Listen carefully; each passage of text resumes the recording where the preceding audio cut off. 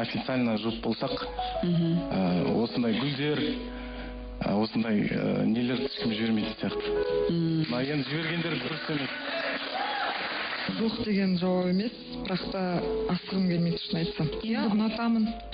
Бастап көру керек. Білмеймін, мен Динара шешсін, көреміз.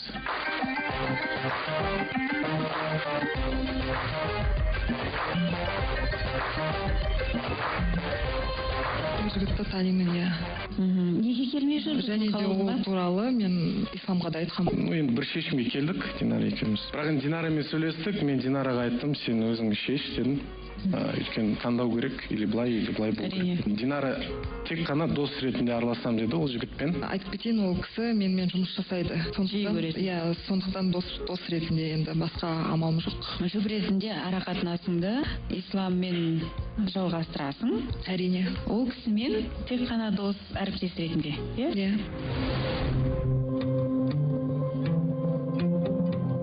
Бір шешімге келдік, Динара екеуміз. Айтасың ба сол шешімге? Айтпайсың мен соны мағына. Негізі шындықты айтатын кез келген шығар Динара. Қалай болған, не болған?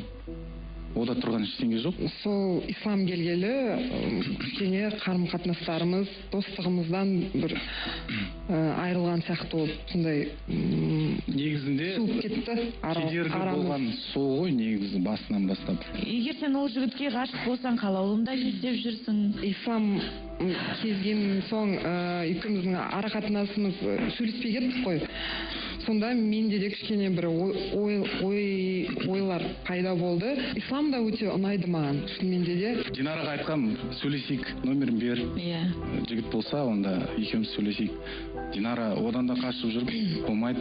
Кейде Динара былай сөйлесіп қаламыз, айтады, сен де былай ұнатамын, не қылам деп, кейде басқаша болып қалады. Сол жағын вообще түсінбеймін да мен қалай. Шығарып салуға тура келіп тұр енді сізді.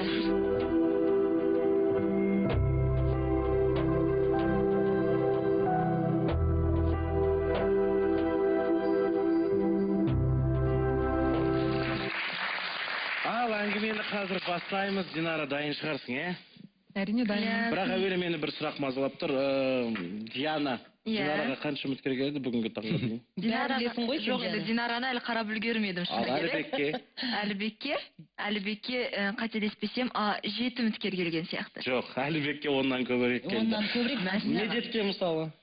Медет студияда тұр, мүмкін медет маған Жоқ, негізі маған бір қызы ғой келді. Жоқ, мен қай жерге апарып жатқан сұрақ керім, ешқай қатысушының қанша үміткері бар екенін білмейді, бірақ Мәдиді кім біледі? Жоқ, енді Мәдидің келетін білгеннен кейін медет. Бүгін арнайы дайындалып келді ғой. Дайындалып келді ме, бір ой кетті ме деген қоймайсың шашкер. Жалғастыра берейік, сарапшылар Динара міне отыр, сұрақтарыңыз. Дәке, қош келдің. Енді жаңа көріп отырмыз ғой көгілдір экраннан. Керемет, сырт көзге қарағанда енді екеуің негізі жарасымды жоқсыз. Қарағанда ол менің арқамда деп айтуға да болады. Жоқ, айтып менде де басынан. Негізінде мен Самат кішкене өз сұрағын қойып алсын. Мен айтып кетейін де жанып тұрғандай. Қазақстанда бітіп қалуы мүмкін. Ең бірінші мәселе мен айта алмай қалатында ашыды күліп, білмеймін, сөзімді бөліп, үнемі әйтеуір айта алмай қалам да. Ең бірінші неге келгенін қазір жұмыстан да сұранып келіп отырмын.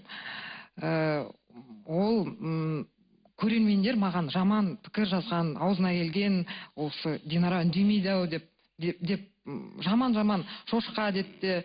Түрімнен кетіп әйтеуір. Енді шошқа, там жаман пікірлер жазып отыр. Негізінде исламмен мен негізі исламға ренжіп келіп отырмын. Біріншіден, сол күннің алдында біз екеуміз сөйлестік қой. Екеуміз кәдімгі жақсылап келісіп келгенбіз, позор болмай, ұрыспай, жақсы етіп. Өйткені мен өзім сондай адам, қандай не болса да мен ешқашанда адамға айтсам да ұнамайтын жерін, бірақ көпшіліктің алдында без свидетелей айтқанды жақсы көремін. Өйткені енді адамдар білмейді ғой, екі адамның арасында не болып жатқанын. Сөйтіп барлық жағдайда айтып, екеуміз келісіп келгенбіз.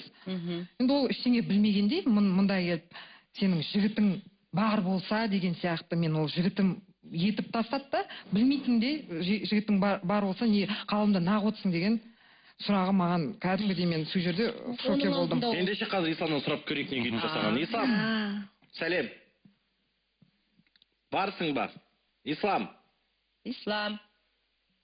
Ислам міне келіп қосылды. Ислам, ассалаумағалейкум, мерекең құтты болсын. Келе жатқан Динара ренжіп екен, бәрін білді дейді ғой сені алдында. Ол менің жігітім емес екендігін, мәселені жылы жабуға тырыстық, дайындалып келдік, бірақ тікелей эфирге шыққанда басқаша сөйлеп кетті деп отыр сені. Әрине, оның бәрін мен білдім, бірақ білгенде ол айтып кеттім ғой, ол жігіті емес, бірақ сезімі бар деп айтқан болады. Сол мәселені ғана айттым. Ал бірақ сіздер эфирге оны шығармаймыз деп келіскеннен кейін неге оны эфирде жария қылдыңыз? Жоқ, оны эфирге шығармаймыз дегенде біз эфирге шығармаймыз деп айтқан жоқпыз. Өйткені оның алдында бір эфирде Динара өз айтқан болатын. Гүлдерді жіберген танимын, кім жіберген білемін деген болатын. Сол үшін енді оның бәрі белгілі болғаннан кейін. Иә, дұрыс айтасыз. Оның бәрі шықты. Динара басқа реніштер? Жоқ, мен басқаны айтып отырмын. Сен екеуміз күшті болып келісіп, кәдімгідей бір-бірімізді әдемі кетейік, бір-бірімізді жамандамай керісінше бір-бірімізді мақтап жылы жабайық дегенде сен мен кетейін деп жатырмын ғой, неге сен де кетпеске деген сияқты әңгіме айттың. Бірақ та мен саған кәдімгідей дұрыстап түсіндіріп айттым. Ол сенің алдында айғай-шумен кеткен жоқсыңдар ғой, жақсы. Жоқ, оның мен неге ренжіп отырмын. Одан кейін көрермендер маған сен ағып отырсың, жігітің бар ғой деген сияқты солай түсініп қалды. Мен жаман болып қалдым. Жақсы кетті. Әрине маған ұнамайды. Өзіңде Исламды жібердің, иә? Көрермендер үшін де Ислам, біз үшін де мысалы үшін жақсы ер азаматқа сай мінезі бар бойында ше. Жібердің, жарайды. Исламның уақытын шапта алдың. Бірақ та Исламның уақытын алған жоқпын мен. Ана жігітіміз біздің экранның ар жағында отырған 5 жыл бойы таныс екенсіңдер. Сонан кейін дәл Ислам келген кезде саған жібере бастады. Сендер қазір ол жігітпен жүріп жатсыңдар ма өзі? Жоқ, бұл басқа ғой. Ол жігіт басынан бастап мені ұнатайын деп, немесе маған жігіт болайын деп екеуміз кездескен жоқпыз ғой. Біздер дос болып бастадыңыздар. Дос болып бастадық, біз жұмыстас болып кездестік. Біз қазір бұл тақырыпты жалғастырамыз. Ислам телефон желісінде тұр, Исламмен мәселені жауып алайық. Исламға сенің ренішің осындай пікір қалыптасып қалды деді, дейсің, бірақ бұл пікірді негізі аш айтқан еді. Сен егер басқа жігітің болса, қалауымда неғып отырсың деп. Қателеспесем, Ислам айтқан жоқ. Ислам айтты, мен таңғалып отырмын деді ғой. Иә. Таңғалып отырмын деді. Екіншіден, Динара, сен дұрыс айтасың, біз келісіп шықтық, бірақ сен алдында өзің айтқан болатын. Бір осының алдында шоуда сен өзің айттың. Мен сезімім бар дегенсің. Ол сөздің шындығы, мен ешкімнен жасырып отырған жоқпын. Оны өзіңде айттың, ол менен шыққан сөз емес. Сол үшін сен маған ренжіме, Динара. Менің айтқаным қимастық сезім. Мен ол өйткені менің жан досым ғой. Жан досым болған соң неге қимайсың енді? Жан досым